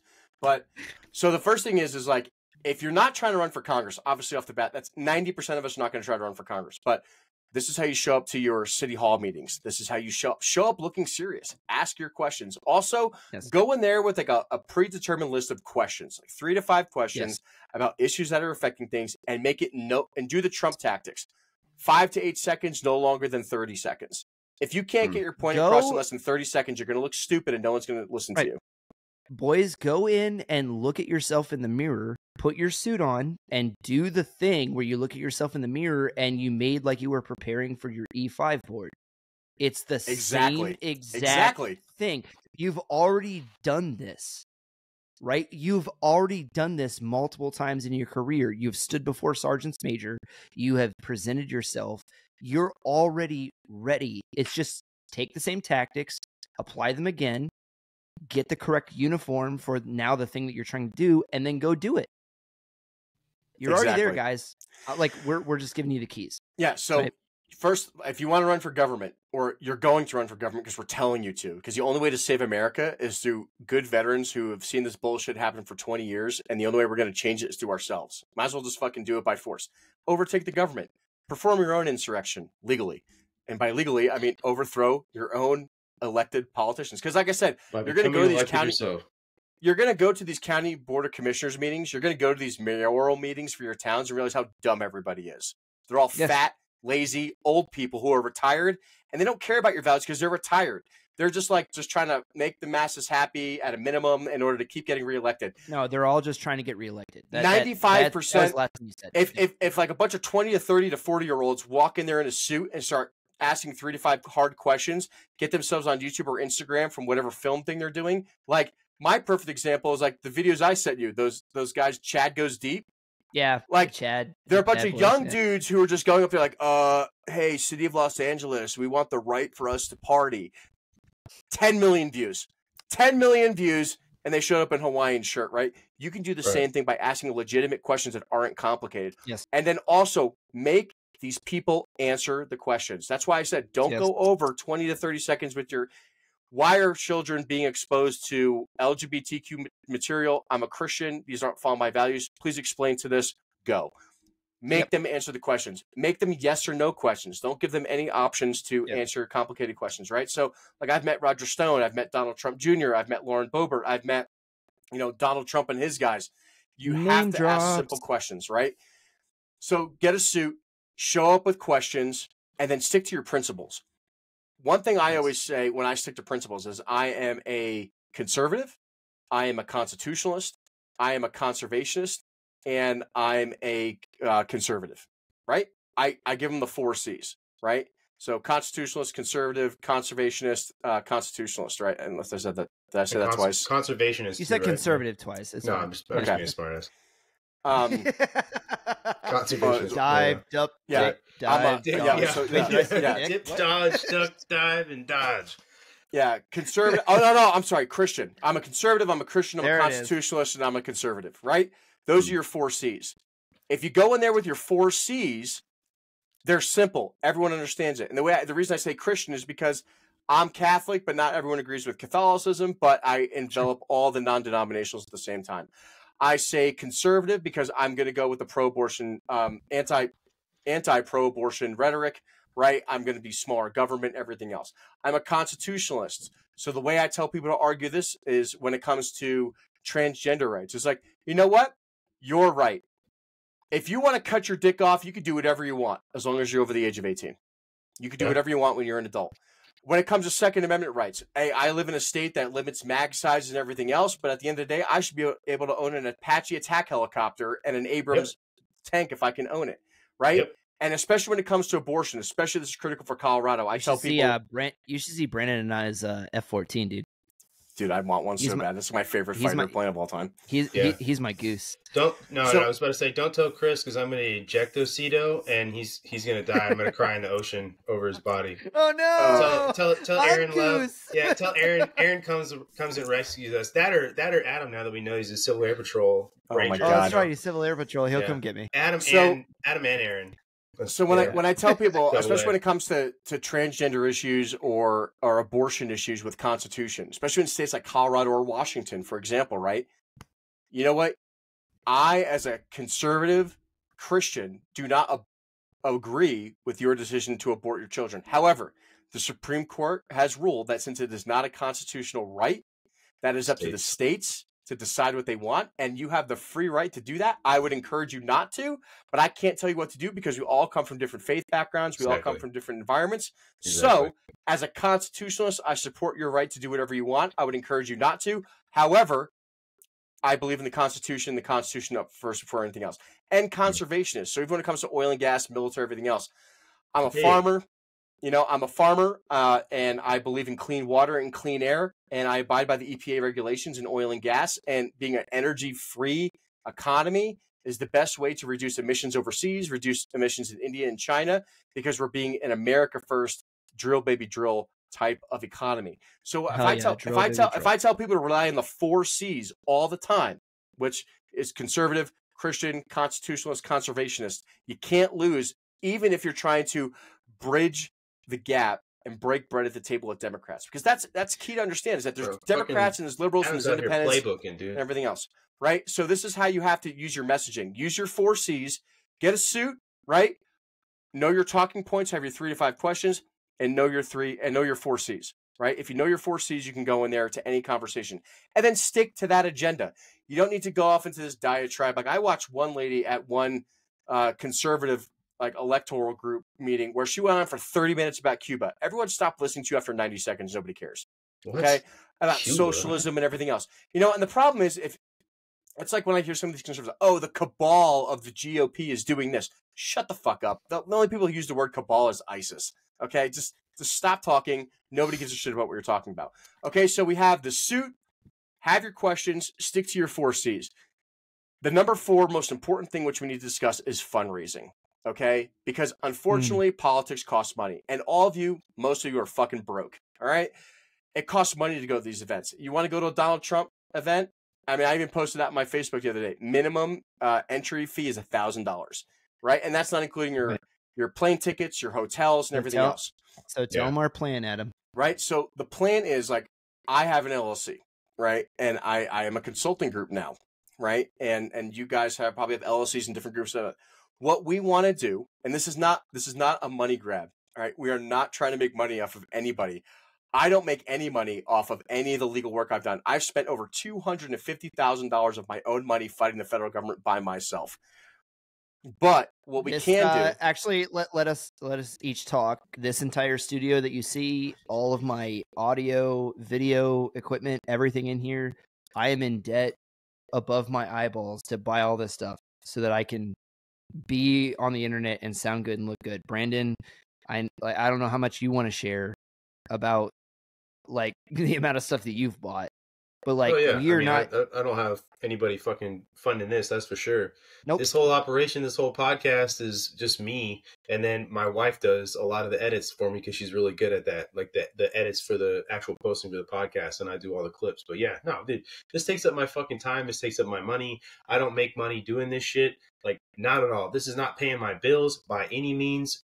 No. No, in I've fact, never made money on my podcast. My life would be easier if I didn't do this. That's a big fact. Like, yeah, exactly. It would be way easier. Yeah, exactly. Right. So what it comes down to is that I want Chris and I want Brandon and I want myself to vet people who want to run for office. Now, I can't. Yes. I don't think I would say we can't support 1,000 people coming to us and say, I would run for office. Mm-hmm. Right. But what we want to do is get ready for the 2026 election. This is going to be an intelligent psychological operation over the next 2 years. We want to get a solid, like, I'd say maybe 10 dudes, 10? Right? Yeah. Right? 10 dudes that we can say, whether you want to run for county commissioner, whether you want to run for Congress, whether you want to run for state representative. Mm-hmm. We're looking at key states, correct? Key states, swing states. Brandon, so like, Adam, we're looking at Colorado, we're looking at Wisconsin, and then Brandon, you're looking at your home state, right? Florida is where I'm from. Yeah. Florida. Yeah. Okay. Washington, Colorado. Pretty safe. Yeah. Pennsylvania, Arizona, Ohio. These are states that we're looking at. Pennsylvania, I would really like to help. And we've had Jody on, Joe Daniels, who is involved in Arizona politics as well. And he's actually in Maricopa County. He's been on our episodes before. He's a big fan of the page and supporter. But yeah, and then George Kemper as well. And George Kemper in Illinois. I would really like to help that guy. Exactly. Yeah. So he's we already get guys. Before, so what we can do is at least on a monthly basis, we all group together. We have a Zoom meeting. We talk about the politics. We talk about what's going on. We talk about how to strategize between these groups. So you have your suit. You got your 3 to 5 questions. You know, you got your 4 C's mastered at your meetings, and you have to show up to these meetings. All right. Go to Google, look up the meetings, what your county commissioner, state representative, whatever. Go to these meetings and start making your name known. That's actually what I'm doing now. I'm going to every single meeting that I can to make sure that everyone knows who Adam DeRito is, whether it's union meetings or Colorado GOP meetings. Who the fuck is this DeRito guy? I mean, I already got accused of working for George Soros, so I'm on the right fucking track. Nice. Right? It's fucking awesome. Oh. I'm like, yeah, I'm totally working for George Soros. I got called a Trumpanzee and a maggot the other day. Perfect. I don't know what that is, but it was hilarious. I laughed. Thank you to whoever that guy was. So what we want to do is, like, you can donate to the Leatherwood Development Group LLC, which I have a Venmo for that. And what we're going to do is we're going to fund these candidates. Please provide it to us so we can put it in the link. Yeah, I'll put it. Yeah, I'll put it in there once we get offline, and we can do all that stuff. But this is not a money grab for me. I don't make any money off of it. What we're going to do is we're going to take all this money, and we're going to help fund people's plane tickets and people's hotels to get them to these events, because you got to play the game. If you do not show up to these events, whether they're Trump events or even Biden events, because you got to understand, psychological operations, you got to play with the enemy as well. Like I said, I sat in a union meeting with a bunch of hardcore liberals, and I was the only conservative in the room, and I felt very small, and my suit had like fucking sweat rings on the white shirt by the time I was done. Listen, man, it would only benefit the cause of putting people back together to have more centrist liberals in that party, and not just all these far left fucking wackos. So it's only to serve your interests as an American to put those people in there. So just saying. Right, if you're a Democrat and you want your Democratic Party to become more centrist again, like if you're a Democrat and you're one of these Democrats, it's like, dude, I've never considered voting for a Republican before, but like I don't want to chop the nuts off of if you're a Kennedy Democrat or yeah, exactly, then that's who we're talking to you right now, and all the independents. Like if you don't want your country to go down that road, right, you're looking at the Hamas holes, you're looking at the freaking alphabet mafia, and you're like, that's not the country that I believe in. I don't know what these weirdos are doing. You're the people we're talking to right now. Like, exactly. Come on, dude. Come back obviously, in. Like, I would say, obviously, all three of us are more conservative, more libertarian 100%. Leaning. But this isn't exclusive just to us. If you are a rational Democrat who wants to make rational decisions and wants to be part of the change to get back to the constitutionalist ideals that embody the values of our founding fathers in our country, we're talking to you. So if you're a vet and you are completely disenfranchised with how your country's running, instead of going outside and mowing your lawn and drinking a 12-pack of fucking Light Skies by Blue Moon, which is my favorite summer beer, not those endorsed, are pretty good, actually. Right? Then you need to reach out to us. Donate $20, $50, $100, $1,000, $10,000. I don't care. We're going to take this money and we're going to try to put people into office by the 2026 election that are going to make a difference in this country. And then once we get those people seated in office, we're going to expand the operation, right? If we are successful, if we could put 10 solid men and women into seats that are going to make a difference in their local, state, and federal elections, then we're going to keep going, right? It's an experiment. I'm not saying it's going to work, but it's a great. I want to make a pledge too that we are not a Republican political pact. We are an American first political pact. So it doesn't matter what party you come from, to us, if you care about America first, that's all we give a shit about. Okay? Correct. So if you're a Democrat, but like an old school Southern Democrat, and you're like, hey man, I just want like unions, and like, okay, that's cool. Like we're gonna vet you, right? So Adam, what we need to do right now is we need to pledge, like we need to come up with an email where people can like email us so that we can get their information. We can start vetting these people. because that's the next stage of this. For sure. Brandon at kingofirepod.com. There you go. And Adam's got a Hotmail address, so there you go. Well, actually, I have a professional business account. Why don't you shut the fuck up talking about my Hotmail address? So say them again. Say them again. Where they can email us. So for say me, it again, both if you want to email me for strictly political reasons only with my Leatherwood Development Group, it's DeRito, DeRito at secure SEKUR.com. And the reason I switched to that is because it cannot be hacked by the U.S. government. It's only used by Swedish servers, and it's not subjected to any FOIA request or the Patriot Act. So your communications with me are completely secure. So you're completely safe. And then we're going to link that down below. Please send that to us after we get done recording this. To me, Adam. So we're going to link that down below. And then here's the thing, guys. Please email us if you're a vet out there, like one of us, right? Like, I'm still active duty, guys. I'm literally supposed to deploy in July. And this is the thing that we care about. Okay, there's a reason that you don't hear me talk about foreign policy issues. There's a reason every single time Adam starts talking about like Ukraine and Israel, and I shut up and I get super clammy. I can't talk about it. Like I will literally get in trouble because my boss's boss is the president of the United States. Yeah, I mean, I almost got in trouble with that last week, so it's fine. I understand. But here's the thing: like we all understand the fight that we're in, and it is the fight of our lives. Like if America goes, right? If you're a Christian, if you're a Muslim, if you're a Jew, if you have like if you believe in moralistic believing, if you think that like people like kids' nuts shouldn't get cut off or like little girls' breasts shouldn't get removed, you're already like Instagram and Facebook will not let you say that, right? Like we're already in the fringe, brothers and sisters. Like we're already outside of the purview of what's allowed to be said. All right. If that's you, if you're out there, if you're a bro vet like us, and you've been thinking about a way to get into the government, and you're like, dude, I just want to be able to change things and just have my kids be raised in the country that I was raised in and have a little bit better advantage than I had when I was born, which is everything every American ever wanted, ever, right? Then hit Adam up on the email that he just sent. We're going to have it in the link of the video down below. Go hit him up, and we're going to start vetting you guys. And here we go. 2026. The bro vets are going to take over the government. It is white bro summer. We are going to do this, and we're heading forward, and like we're going to change things. It's it. They're done. They're over. They took advantage of us from 1968 until now. They sent us all home. They said that we weren't worth, like the government chewed us up and spit us out, boys.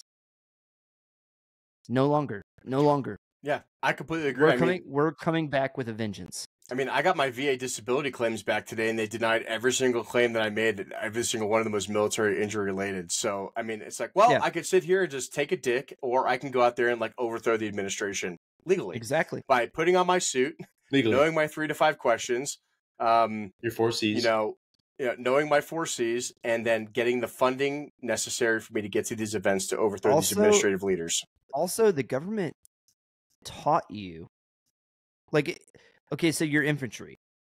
The government taught you how to close with and destroy the enemy. They taught you that.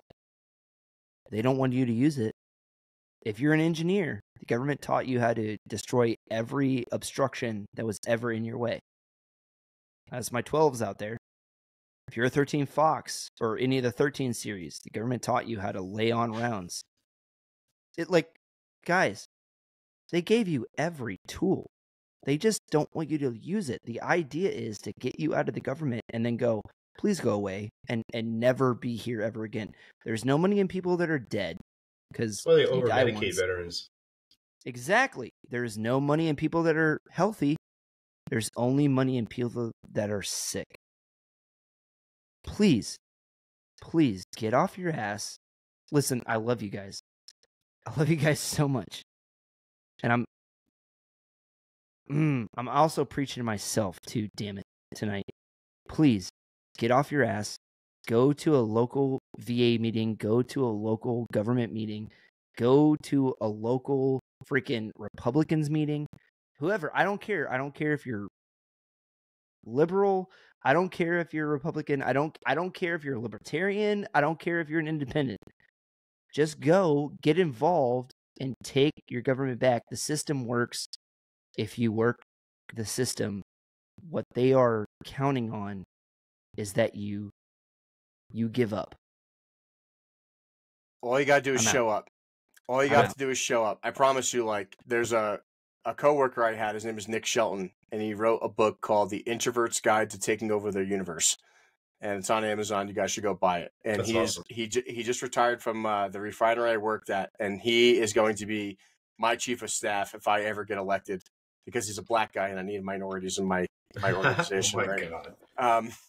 Nick is a great guy. I love Nick. He actually was at my house last week and we were talking about this. And this is actually what inspired me to start this initiative was all you have to do is show up. You hung up your uniform. You got your DD-214. You thought you were done. You're not done. You have a responsibility to this Constitution. And now it's time for you to put on your suit, get your 3 to 5 questions, know your 4 C's, and start getting fundraising and getting money. And we're going to help you do that. Collectively, I hope everyone that listens to this podcast will donate some type of, whether it's $1 or $100,000, I don't care. But the objective is that we're not taking this money for ourselves. We're going to use it to put people that care about this country and care about its Constitution in positions of power that are going to make legislative decisions that are going to help save this country over the next 20 to 40 years. And it is so critical that you might not be flying helicopters. You're not shooting your M4 anymore. You're not shooting tow missiles or javelins anymore, but you can do the same exact thing because the power of the pen is so much more powerful than the edge of a sword. And I encourage all of you to get involved. And like I said, we're going to hopefully try to rally around at least a solid 10 men and women in this next election cycle in 2026. And if it's successful, if we can do it, if we can pull this off, we're going to keep doing it. And we're not an official political pact. We're not a nonprofit organization. We're 3 dudes with headphones and microphones saying enough is enough. We're going to make that decision to change. We're going to start with the local governments, and we're going to work our way up as much as we can to federal. We almost got Brandon Herrera over the finish line. Yeah, less than 1%, guys. Yep. We almost got him. Like, we actually have power. That's all I'm saying. Yeah, other people, for sure. Now, we got to think of a cool name. We got to think of a name for this as well. Like, you got everything like that's got to have a name. SWIC's Change of Command Ceremony, LLC. There you go, right? Dude. Plug in the butt plug in. Something. I don't know. I'm trying to think. Shock and awe, right? That was definitely what's going on. Salute the suits. I mean, I like still the civil affairs aspect of it, but you know, it's suits and shoots, bro. You know what I mean? You could jump out of planes and shoot guns, but you got to put your fucking suit on, right? So shoots and shoots, and let's change the government. Yeah, Robin suits. Oh, there we go. Robin Hood suits and shoots. Robin shoots. Said Robin Hoot, dude. I like it.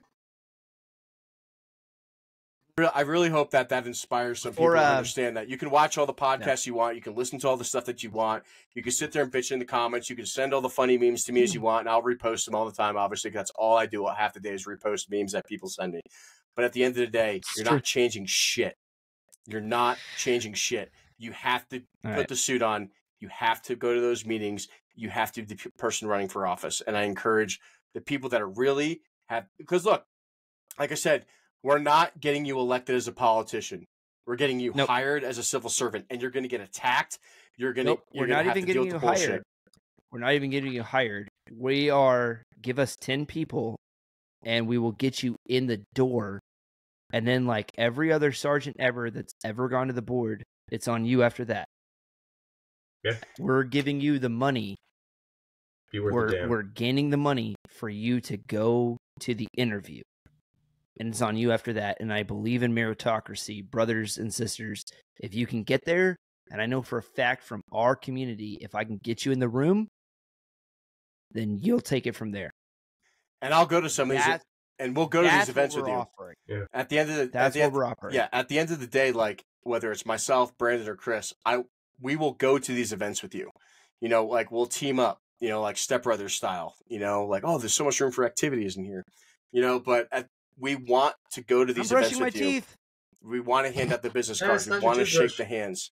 You know, if you don't shake hands and you don't make those connections, you don't exist. You can have the coolest website and the best podcast, you know, and the coolest stickers, but until you're shaking hands with the people that matter, it doesn't fucking matter what type of suit you have at all. You have to be. Do you guys use the term shake and take? Like, you know, you go up on stage, you like take something from the commander, your commander, maybe fucking give him a salute, shake and take. You guys ever use that? Well, I know what you're talking about. I've never heard that one, but okay, yeah. Yeah, no, that's just like a term. Yeah. I don't know. Shake and take it back. I don't know. Take the country back. Yeah. Shake and take it back. All right, so I got one thing for you guys before you go. I'm gonna share my screen. Adam, I need your immediate take on this because this is our friends to the north right now. It's not the switch change of command ceremony, is it? Because I can watch this like 4 times in a row. I was like, it's burned into my eyeballs.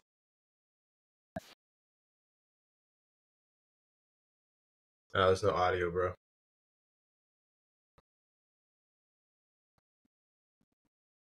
Chris, there's no audio.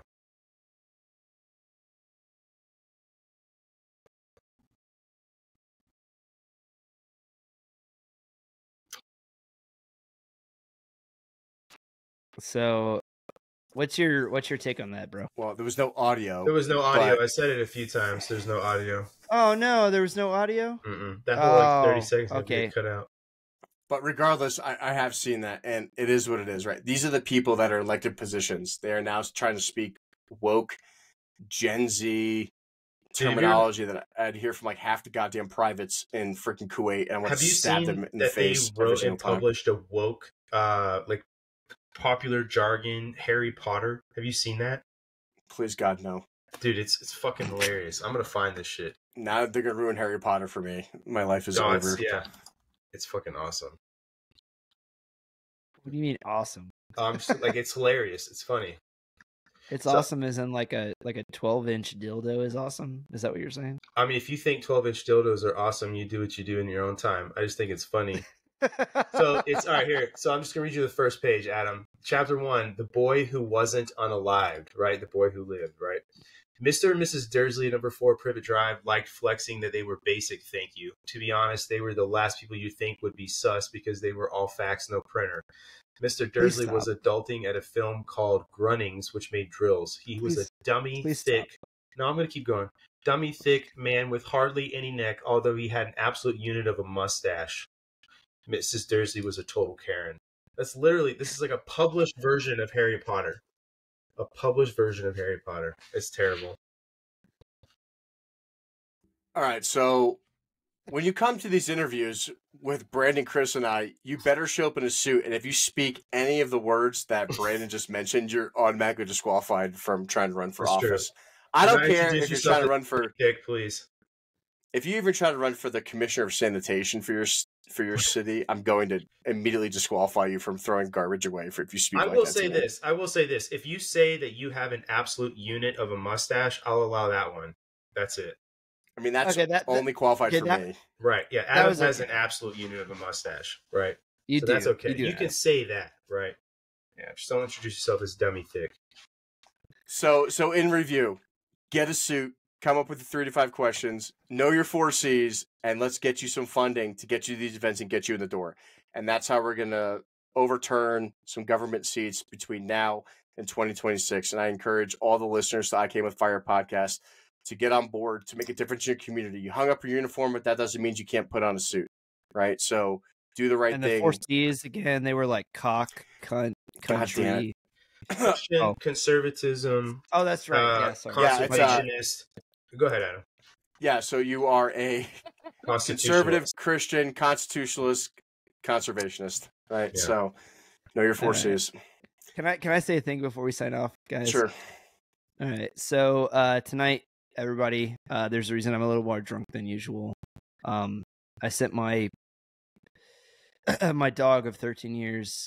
He got put to bed tonight. It was a hard day for me.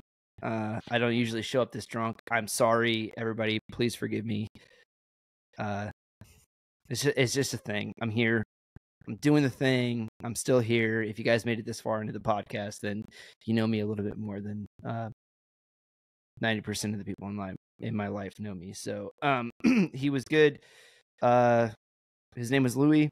He was a German Shepherd Husky mix, and he went to the end as a warrior, and I miss him. And he got put to bed tonight. So yep, I'm a little drunk, more drunk than usual. It's fine. So I will say this: I think the most drunk I've ever seen you on a podcast episode was definitely not this one, though. It was near the end of the George Kemper episode. Oh yeah, I don't even think you knew you were on a podcast near the end of that one. For real, that's true. You were like, no. Well, yeah, it was good. Well, the whole reason we do. Sorry about the whole reason we do these podcasts is like it's about being with the bros around the campfire. So yeah. Well, I'm sorry about your dog, Chris, but I hope that this podcast was informative for our listeners out there. I hope that people can understand that hanging up your uniform doesn't mean that's the end of your service. You have an obligation to this country to uphold the values of our Constitution against all enemies, foreign and domestic. And I hope people take it seriously. And I hope that we can find a good solid 10 candidates to run within the next 2 years. Yeah, man. Listen, it may sound cheesy to say, but your oath does not expire. 100%. Well, Adam, as always, man, you're a fucking awesome dude. I love having you on here. You have a lot of very succinct and intelligent things to say. You care a lot about this country, which is probably one of the biggest reasons I started doing this podcast in the first place. I love talking to people like you. I love getting your POV. I love how much you are involved where you're at, which is exactly what you're advocating for, is being involved locally to change the landscape nationally. So I appreciate you taking the time to get on with us for a couple hours and riff about it, because I know you're a busy dude as well, man. So thank you very much. I appreciate it. And we'll put everything that you send us in the show notes, guys, that you're listening, so you can reach out, so you make contact with Adam. Don't forget to follow Adam online, Instagram, Chris, Common Freaking Sense, and then me, I Came with Fire Podcast. And if you follow one of us, we're a confluence for one another anyway, so you'll probably see one of our things at some point. So awesome. Thanks, guys. It was a great discussion. Look forward to seeing where it goes. For sure. All right. Thank you guys for listening. It's been another episode. Have a good night.